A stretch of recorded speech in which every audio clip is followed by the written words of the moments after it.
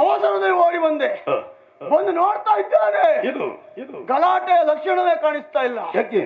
ವಾತಾವರಣ ಎನ್ನುವುದು ತಣ್ಣಗಾಗಿದೆ. ಯಾಕೆ ಹೇಗೆ ತಣ್ಣಗಾಗುವುದಕ್ಕೆ ಸಾಧ್ಯವೇ ಇಲ್ಲ. ನಾನು ಬಂದ ಮೇಲೆ ಬಿಸಿ ಆಗಬೇಕು. ಹಾಗಂತ ಬಿಸಿ ಮಾಡುವವರು ಬರ್ಲಿಲ್ಲ ಅಂತಲ್ಲ.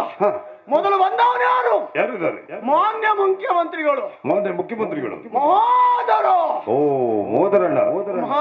ಎಲ್ಲಿ ಹೋದ್ರು? ಎಲ್ಲಿ ಹೋದ? ಬರುವಾಗ ಅವನಿಗೆ ಗಲಾಟೆ ಮಾಡುದು ಯಾವ್ರಿವ್ರು ಬೇಕಂತಿಲ್ಲ.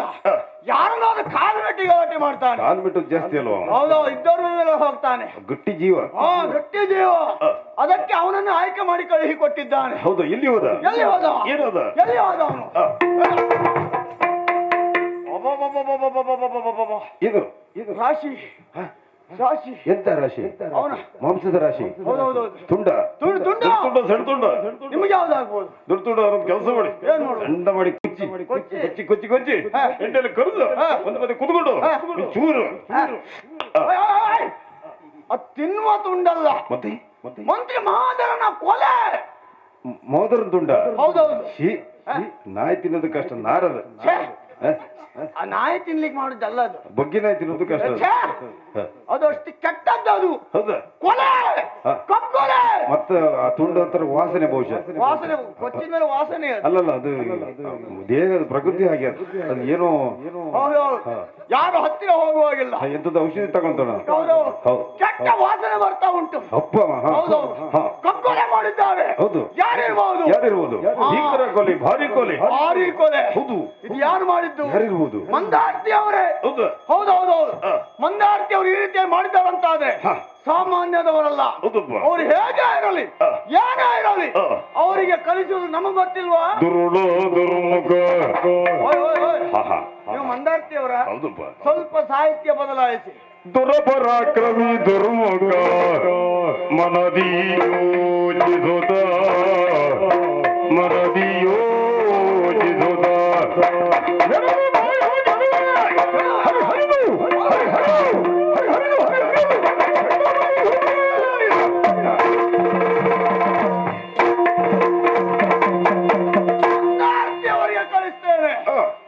ಕಲಿಸ್ಬೇಕು ಅಂತ ಆದ್ರೆ ಹೇಗೆ? ನಾನೇನು ಸಾಮಾನ್ಯ ಆದವನಲ್ಲ. ಅಂದ್ರೆ ಅಣಿವಾದಿ ಅಷ್ಟ ಸಿದ್ಧಿಯನ್ನು ಸಿದ್ಧಿಸಿಕೊಂಡಿದ್ದೇನೆ. ಎಂಟು ಸಿದ್ಧಿ, ಎರಡು ಸೇರು. ಸೇರು ಸಿದ್ಧಿ ವ್ಯವಹಾರ ಅಲ್ಲ ಇದು. ಮತ್ತೆ ವಿದ್ಯೆ ಮಹಾಮಾಯಾವಿಯಾಗಿರುವಂತವನು. ಅಷ್ಟ ಸಿದ್ಧಿಯಲ್ಲಿ ಒಂದು ಸಿದ್ಧಿ ಪ್ರಯೋಗ ಮಾಡ್ತೇನೆ. ಏನ್ ಮಾಡುವುದು? ಯಾರು ಉಳಿಬಾರ್ದು. ಹೌದು. ಆ ರೀತಿ ವ್ಯವಸ್ಥೆ ಮಾಡ್ತೇನೆ.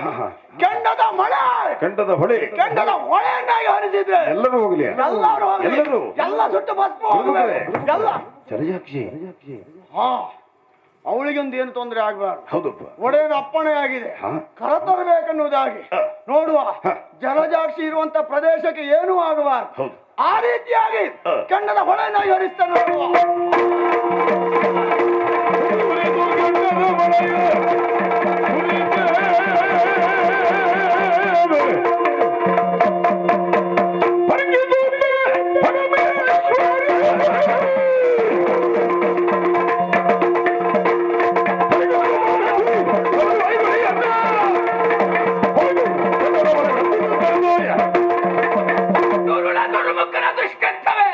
ಕೆಂಡದ ಮಳೆಯನ್ನ ಸುರಿಸಿ ಹೊಳೆಯಾಗಿ ಹರಿಸ್ತಾ ಇದ್ದಾನೆ.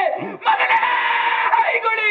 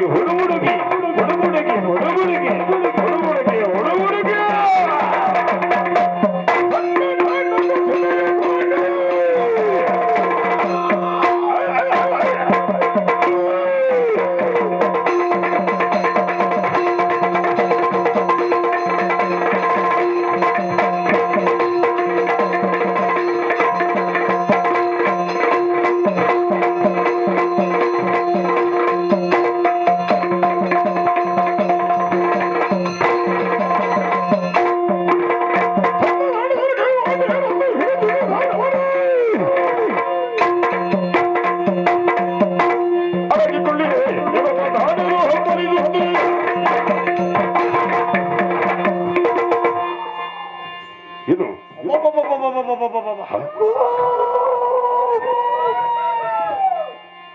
ಇದು ಸಾಮಾನ್ಯ ಭೂತಗಳಲ್ಲ, ಸತ್ತ ಭೂತಗಳು. ಎಲ್ಲೋ ಗಾಡಿ ಅಡಿಯಾಗಿ ಬಿದ್ದದ ಭೂತ ಇದು. ನಿನ್ನ ಕರ್ಮ. ಹೊತ್ತಪತಿ ಹೊಳೆ ಬದಿ ಬಾರ. ಇದಕ್ಕೆ ಅನ್ನ ನೀರಿಲ್ಲದೆ ಇದಕ್ಕೆ ಬೊಬ್ಬೆ ಹಾಕ್ತಾ ಉಂಟು. ಅಲ್ಲ ಎಂತ ಹೇಳ್ತಿದ್ದಾಳಲ್ಲ, ಬಾರೋ ನೀ ಬಾರೋ ಮದಿ ಮದಿ ಗೋಪರೆ ಬಾರೋ. ಒಳ್ಳೆ ರಾಗ. ಎಂತೆಂತ ಭೂತಗಳಿದ್ದ ನೋಡಿ. ಅಬ್ಬ ಒಂದಕ್ಕೂ ರೂಪ ಇಲ್ಲ, ಒಂದಕ್ಕೂ ಆಯಾ ಆಕೃತಿ ಇಲ್ಲ, ಅದು ಸ್ವರಕ್ಕೂ ಅದೇ ರೀತಿ. ಯಾವುದೋ ಪ್ರಾಣಿ ಕೂದಾಗ್ತಾ ಉಂಟು. ಇರ್ಲಿ ಬಿಡಿ, ಸಾಮಾನ್ಯ ಭೂತಗಳು ಇವಲ್ಲ. ನಾನು ಮಾಡಿದಂತ ಕಾರ್ಯ ಎಲ್ಲ ವ್ಯರ್ಥವಾಗಿ ಹೋಯ್ತಲ್ಲ. ಕೆಂಡದ ಮಳೆ, ಕೆಂಡದ ಹೊಳೆ ಎಲ್ಲ ಮಾಯವಾಗಿ ಹೋಯಿತು. ಅಬ್ಬಾ, ಏನಾದ್ರೂ ಒಂದು ಸಾಧನೆ ಮಾಡ್ಬೇಕಂತ ಬಂದೆ. ಇಲ್ಲಿ ಬಂದು ನೋಡ್ತಾ ಇದ್ದಾನೆ, ಎಲ್ಲ ಕೈ ಕೊಟ್ಟು ಹೋಯ್ತು ನನಗೆ. ಕೆಲಸ ಮಾಡಿ, ಇಲ್ಲಿಂದ ಬಿಡಿ ಜಾಗ. ಹಾಗೆ ಮಾಡುವ.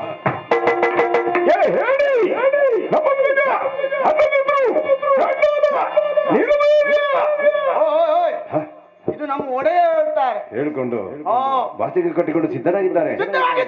ಇಷ್ಟೊತ್ತಿಗೆ ಜಲಜಾಕ್ಷಿ ಬರ್ತಾಳೆ ಅನ್ನೋದಾಗಿ. ಹೌದು, ಅದು ಕರ್ಕೊಂಡು ಹೋಗ್ಲಿಲ್ಲ ಅಂತಾದ್ರೆ ಮರ್ಯಾದೆ ಪ್ರಶ್ನೆ. ಹೌದು, ಅದು ಒಂದು ವಿಚಾರ ಕೇಳಿದ್ದೇನೆ. ಏನು? ಮಂದಾರ್ತಿಗೆ ಬರುವುದು ಸುಲಭವಂತೆ, ಸುಲಭ. ಇಲ್ಲಿಂದ ಹೋಗುವುದು ಬಹಳ ಕಷ್ಟವಂತೆ. ಹೌದಾ? ಏನ್ ಮಾಡುವುದು ಈಗ? ಏನಾದ್ರು ಮಾಡಿ ತಪ್ಪು ಹೇಳ್ಕೊಂಡು ಹೋಗ್ಬೇಕು. ಏನಂದ್ರೆ ಹಾಗಾಗುವುದಿಲ್ಲ. ಏನು ಸುಳ್ಳು ಪಳ್ಳ ಅಂತ ಹೇಳಿ ಹೋಗುವ ಪ್ರಶ್ನೆಯೇ ಇಲ್ಲ. ಹೋಗುವುದಕ್ಕಾಗಿ ಬಂದದ್ದಲ್ಲ, ಏನಾದ್ರೂ ಒಂದು ವ್ಯವಸ್ಥೆ ಮಾಡ್ಬೇಕಲ್ಲ. ಹೌದಲ್ಲ? ಏನು ಮಾಡ್ತೀರಿ? ಆವಾಗ ಒಂದು ಸಿದ್ಧಿಯನ್ನು ಪ್ರಯೋಗ ಮಾಡಿದ್ದೇನೆ. ಏನು ಸಿದ್ಧಿ ಉಳಿದಿಲ್ಲ? ಇನ್ನು ಉಳಿದುಂಟಲ್ಲ, ಅದರಲ್ಲಿ ಮತ್ತೊಂದು ಸಿದ್ಧ ಪ್ರಯೋಗ ಮಾಡ್ತೇನೆ. ವಿದ್ಯೆಯನ್ನು ಪ್ರಯೋಗ ಮಾಡ್ತಾರೆ. ಹೇಗೆ? ಮಾಯಾ ವಿದ್ಯೆಯನ್ನು ಪ್ರಯೋಗ ಮಾಡುವ ಜೊತೆಗೆ ಕಲ್ಲಿನ ಕೋಟೆಯನ್ನು ರಚನೆ ಮಾಡಿ. ಕಲ್ಲಿಕೋಟೆ, ಬಾಗಿಲುಕೋಟೆ, ಉಪ್ಪಿನಕೋಟೆ, ನಗರಕೋಟೆ. ನಗರಕೋಟೆ ನಿಮಗೆ ಹತ್ರ ಆಗ್ತದೆ. ಅದಲ್ಲ, ಮತ್ತೆ ಕಲ್ಲಿನ ಕೋಟೆ, ಭದ್ರವಾದ ಕಲ್ಲಿನ ಕೋಟೆ, ಭದ್ರವಾಗಿರುವಂತ ಕಲ್ಲಿನ ಕೋಟೆ. ಅದರಲ್ಲಿ ಕಲ್ಲಿನ ಕೋಟೆಯನ್ನು ರಚನೆ ಮಾಡಿ ಒಂದು ಕಿಂಡಿಯನ್ನು ಇಡ್ತೇನೆ. ಎಷ್ಟು ದೊಡ್ಡ ಕಿಂಡಿ ಅದು? ಇಷ್ಟು ದೊಡ್ಡ ಕಿಂಡಿ. ಯಾಕೆ ಅದು? ಜಲಜಾಕ್ಷಿ ಬರ್ತಾಳ ನೋಡ್ಬೇಕಲ್ಲ. ಹೌದು. ಎಲ್ಲಿ ಬರ್ತಾಳ ನೋಡ್ಬೇಕಲ್ಲ. ಅದಕ್ಕಾಗಿ ತಡ ಮಾಡುವುದಲ್ಲ, ಕಲ್ಲಿನ ಕೋಟೆ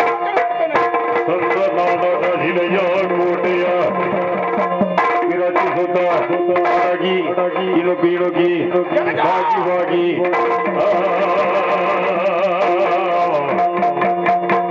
ಕಂದ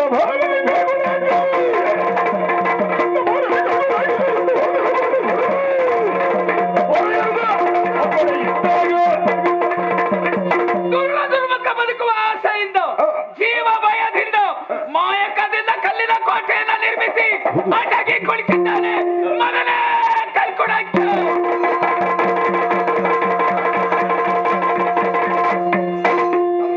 ಮಗು ಕೈಲಾಸದಲ್ಲಿ ಗಣಗಳ ಜೊತೆಲಿರುವಾಗ ಮಗನೇ ಕಲ್ಕುಳಾಕ್ಯ ಅಂತ ದೀರ್ಘವಾದ ಧ್ವನಿಯಿಂದ ಕರೆದಿ ನನಗೇನಪ್ಪಣೆ?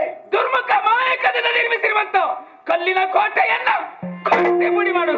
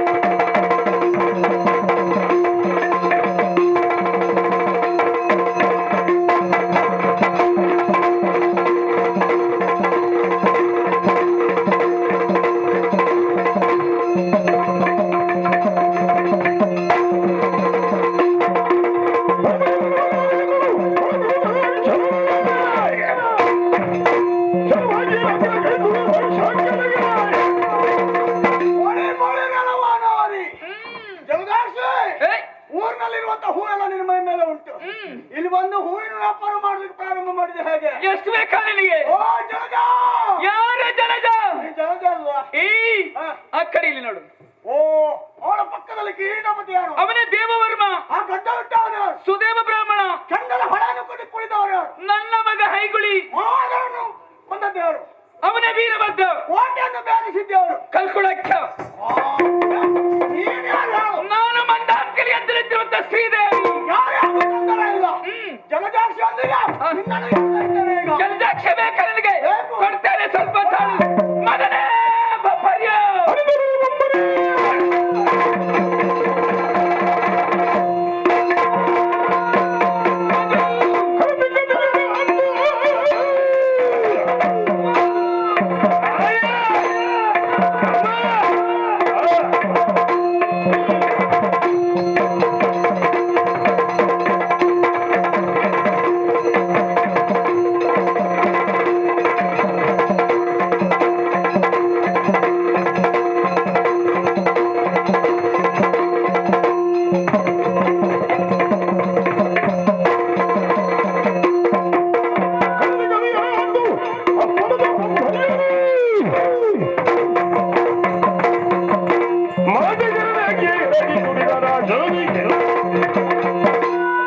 ಮಗು ಬಬ್ಬರ್ಯ ಪವಿತ್ರವಾದ ಪಾದಗಳಿಗೆ ಎದ್ದಿಸಿಕೊಂಡು ಏನು ಶುಭವಾಗಲಿ. ಮಗನೇ ಬಬ್ಬರಿ ಎದ್ದಕ್ಕಾರೆ. ನನ್ನ ಕಾರಣ ಏನಮ್ಮ? ಆ ಕಡೆಯಲ್ಲಿ ನೋಡಿದ ದುಷ್ಟ ದುರ್ಮುಖ ಜಲಜಾಕ್ಷಿಯನ್ನು ಕೊಂಡು ಹೋಗುವುದಕ್ಕಾಗಿ ಬಂದಿದ್ದಾನೆ. ಅವರನ್ನ ಕುಟ್ಟಿಕೊಂಡು ನಿನಗೆ ಸಹಾಯಕ್ಕಾಗಿ ವೀರಭದ್ರ, ಹೈಗುಳಿ, ಕಂಕಣ 3 ಜನ ಕಳಿಸ್ತೇನಂತೆ.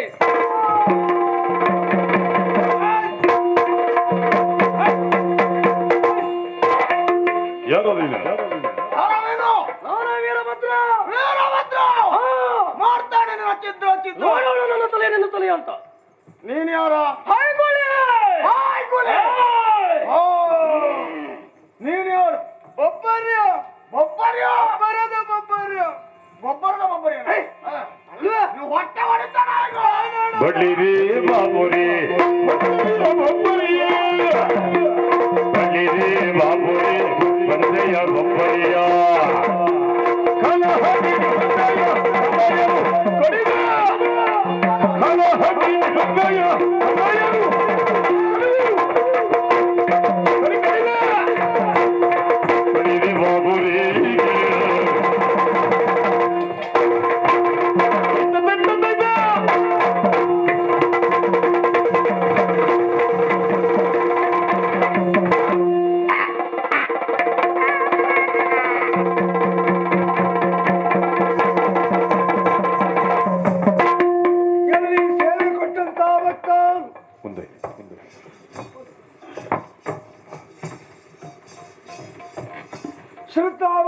ಕೊಟ್ಟಂತಹ ಸೇವೆ ಅಮ್ಮನಿಗೆ ಸಂತೋಷವಾಯಿತು. ಅಮ್ಮನಿಗೆ ಮಾತ್ರ ಅಲ್ಲ, ಮಂದಾರ್ತಿಯಲ್ಲಿರುವಂತಹ ಎಲ್ಲ ಗಣಗಳಿಗೂ ಸಂತೋಷವಾಯಿತು. ಸೇವೆ ಕೊಟ್ಟಿದ್ದೇನೆ ಎನ್ನುವ ಕಾರಣಕ್ಕೆ ಸಾನ್ನಿಧ್ಯವನ್ನು ಮರಿಬೇಡ, ಆಗಾಗ ಬಂದು ಹೋಗ್ತಾ ಇರು. ನೀನು ಮಾಡಿದ ಈ ಕಾರ್ಯದಿಂದ ಅಮ್ಮ ಸಂತೋಷಪಟ್ಟು ನಿಮಗೆ ಬರುವಂತ ವಿಷಯಗಳಿಗೆಲ್ಲ ದೂರ ಮಾಡಿ ಅಮೃತಗಳಿಗೆ ಒದಗಿಸಿಕೊಟ್ಟು ನೀವು ಮಾಡುವಂತಹ ಎಲ್ಲ ವ್ಯವಹಾರದಲ್ಲಿ ಹೆಚ್ಚಿನ ಆದಾಯವನ್ನು ಕೊಟ್ಟು ಮಾಡುವಂತಹ ಎಲ್ಲ ಬೆಳೆಗಳಲ್ಲಿ ಹೆಚ್ಚಿನ ಫಸಲನ್ನು ಕೊಟ್ಟು ನಿಮಗೂ ನಿಮ್ಮ ಕುಟುಂಬದವರಿಗೆ ಎಲ್ಲರಿಗೂ ಆಯುಸ್ಸು, ಆರೋಗ್ಯ, ಸೌಭಾಗ್ಯ ಕೊಡ್ತೇನೆ. ಮಾತ್ರವಲ್ಲ, ಇನ್ನೂ ಹೆಚ್ಚಿನ ಸೇವೆ ಕೊಡುವಂತಹ ಸೌಭಾಗ್ಯ ಅಮ್ಮ ಕೊಡ್ತಾಳೆ. ಕಷ್ಟ ಬಂದ ಕಾಲದಲ್ಲಿ ಅಮ್ಮನನ್ನು ಧ್ಯಾನ ಮಾಡಿ, ನಾವೆಲ್ಲ ಬಂದು ನಿನ್ನ ಕಷ್ಟ ಪರಿಹಾರ ಮಾಡ್ತೇವೆ. ಹೆದರಬೇಡ. ಈ ಕಡೆ ಬನ್ನಿ, ಈ ಕಡೆ ಬನ್ನಿ, ಈ ಕಡೆ ಬನ್ನಿ, ಬನ್ನಿ.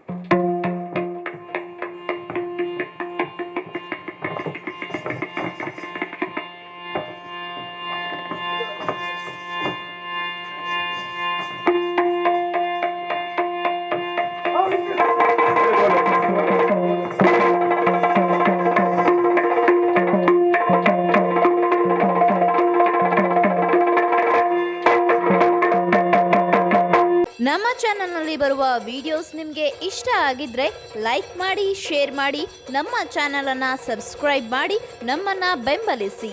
ಯಕ್ಷಗಾನ ಗೆಲ್ಗೆ.